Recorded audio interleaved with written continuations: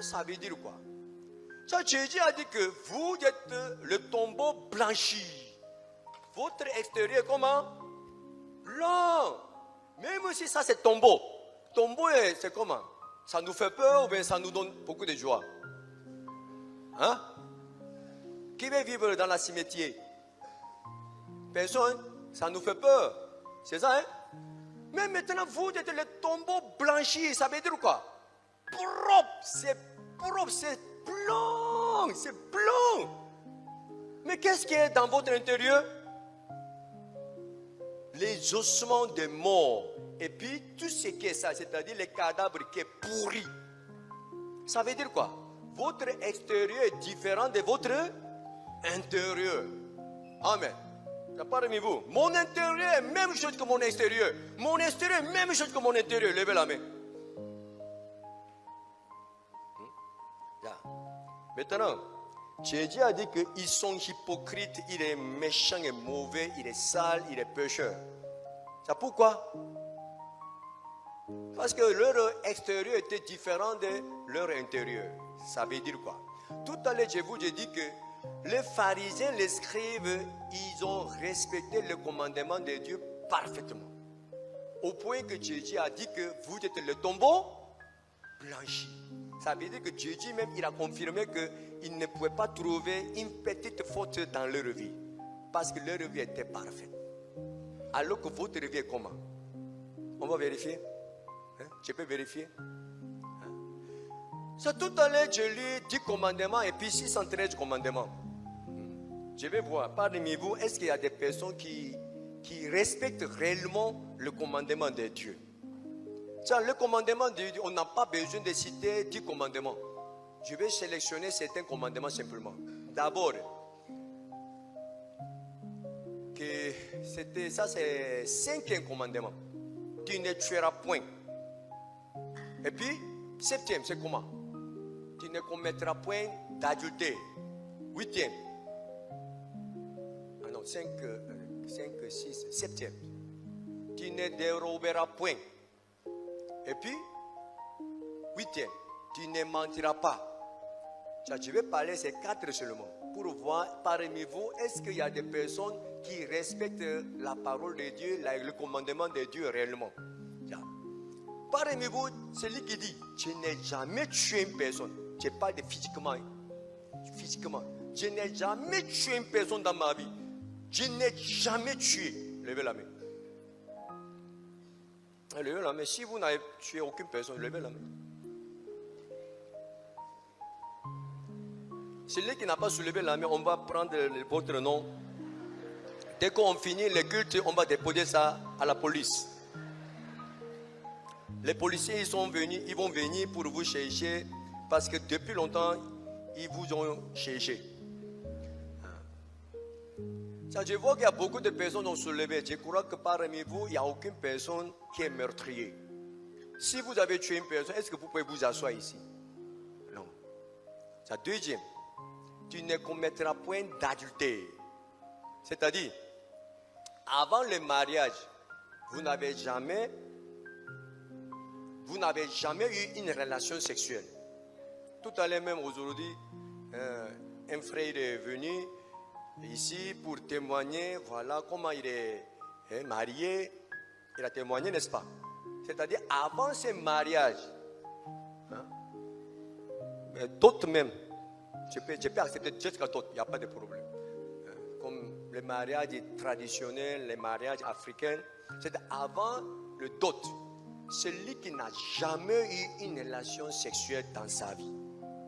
C'est-à-dire, avant de faire dot, en tout cas, il n'a jamais eu la relation sexuelle avec les femmes ou avec les garçons.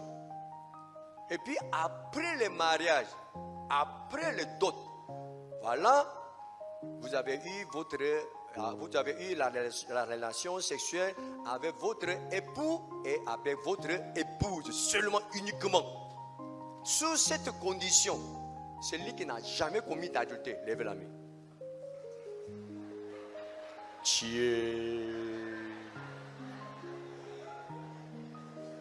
Je savais, mais je suis étonné. Heureusement, vous êtes né en Côte d'Ivoire.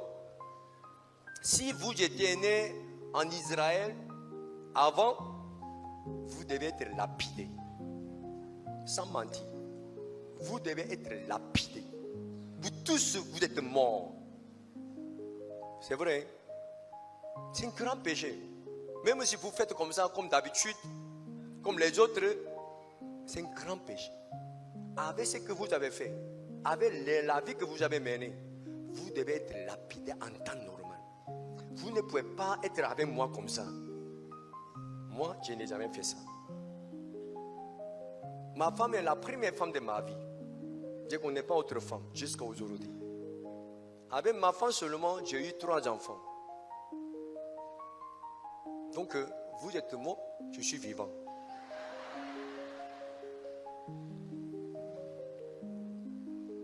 C'est vrai. C'est parmi vous, il n'y a aucune personne qui a respecté 2 commandements. 3e commandement. Tu ne voleras pas. Celui qui n'a même pas touché 5 francs de quelqu'un d'autre. C'est-à-dire, voici ma maman m'a envoyé pour acheter quelque chose. 5 francs est resté. J'ai restitué ces 5 francs à ma mère. Je n'ai jamais touché l'argent de quelqu'un. Levez la main.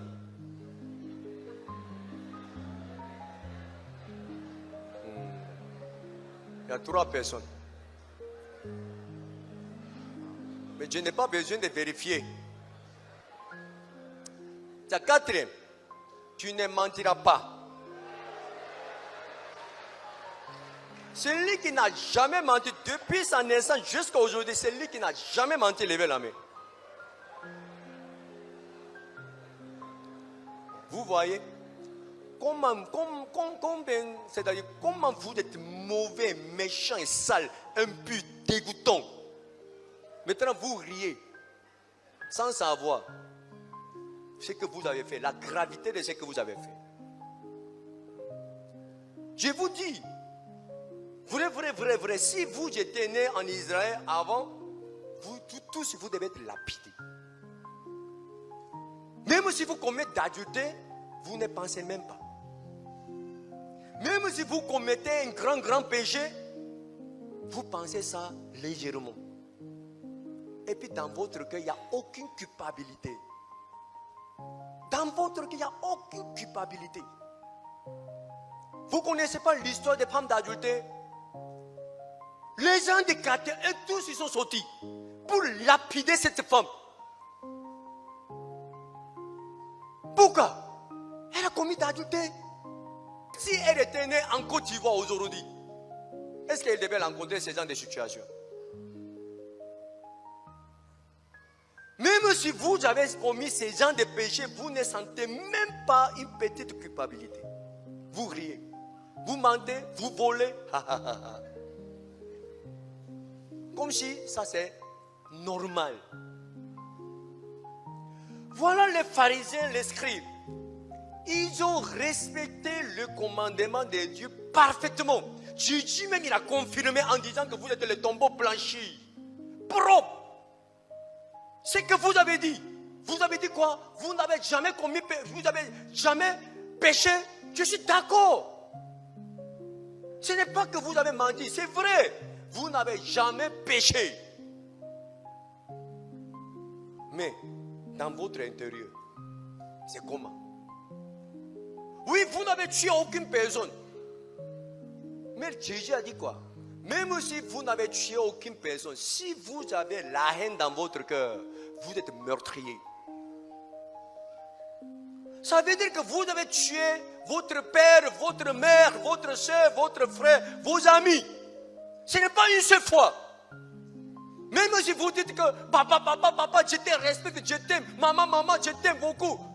Même si vous dites ça, est-ce que vous n'avez jamais tué votre maman, votre papa dans votre cœur?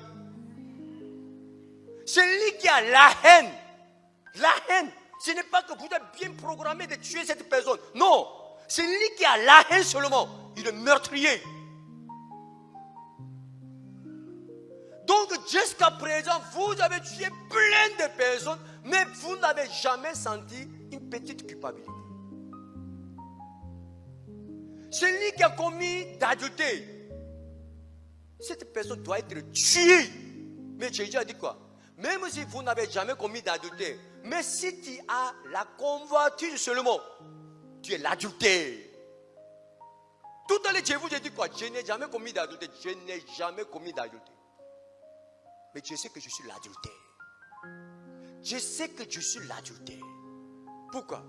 Je ne peux pas nier que j'avais beaucoup de convoitises dans mon cœur. Tout le temps, je pleurais à l'église pour demander pardon pour mes péchés. Parce que je sais que je suis l'adultère. Parce que dans mon cœur, il y avait beaucoup de convoitises. Mais quand même, je pleurais. Mais est-ce que vous pleurez? Ce n'est pas que vous aviez la convoitise seulement. Vous avez commis d'adultère même.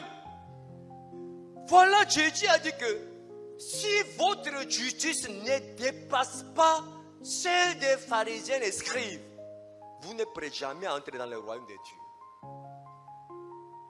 Cet enseignement est totalement différent de l'enseignement des musulmans ou des bouddhistes.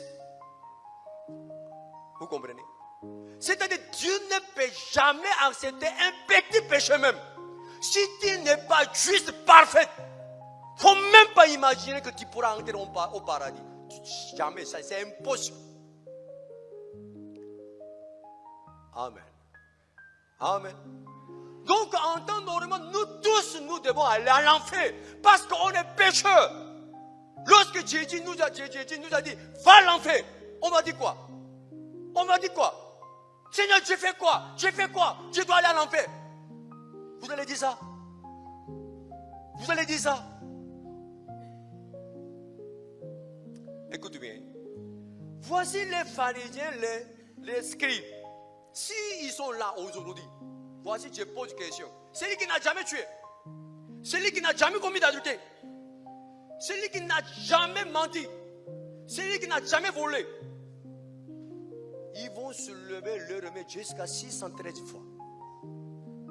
Bien qu'ils soulèvent leur main 613 fois, ils sont comment? Ils sont les tombeaux blanchis. Amen. Amen. Avec cette image, j'ai prophétisé, j'ai chassé les démons, j'ai fait beaucoup de miracles. Je ne vous ai jamais connu. Retirez-vous de moi, vous qui commettez l'iniquité. Vous êtes pécheurs. Vous n'êtes pas nés de nouveau. Vous n'êtes pas juste. En fréquentant l'église, j'ai payé ma dîme. Je fréquente à l'église. Je suis le membre de chorale. Je suis le diacre. Je construis l'église. Avec ça, vous pensez que vous irez au paradis? Jamais. Jamais. Seulement le juste ira au paradis. Seulement le juste. Vous comprenez? Donc si nous sommes justes, ça veut dire quoi? Nous avons la justice. Si notre justice ne dépasse pas la justice des scribes et pharisiens, on ne peut jamais devenir une personne qui peut entrer dans le royaume de Dieu. Pourquoi? Même s'ils sont scribes que les pharisiens, même s'ils ont respecté le commandement de Dieu, leur intérieur sale. Amen. Amen. Donc on ne peut jamais devenir juste avec cette manière. Je vais vous montrer une parole.